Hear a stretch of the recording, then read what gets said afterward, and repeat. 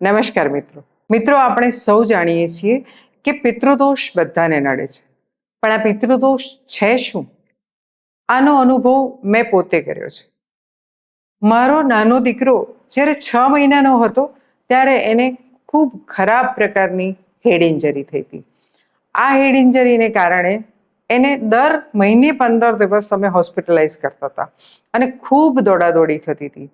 જીવનમાં હોસ્પિટલ સિવાય બીજું કશું જ રહ્યું નહીં એવી પરિસ્થિતિ હતી. આ પરિસ્થિતિમાંથી બચવા માટે મમ્મી પપ્પા ભાઈ બહેન આખું ફેમિલી ખૂબ દુઃખી થતું હતું.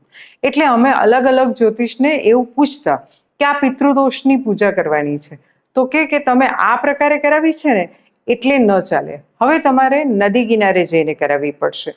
પછી ફરી એની એ જ પરિસ્થિતિ, કોઈ પરિસ્થિતિમાં ફરક નહીં. ફરી અમે પિતૃદોષની પૂજા કરાવી અને વારંવાર પિતૃદોષની પૂજા કરાવી. આ પૂજા પછી પણ મને કોઈ પરિણામ ન મળ્યું ત્યારે મેં જાતે મારી કુંડળી જોવાની શરૂ કરી.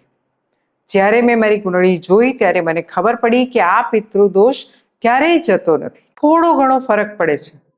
અને એના માટે મેં શોધેલી પીપળાની પૂજા એકદમ ઉત્તમ કારગર થઈ છે.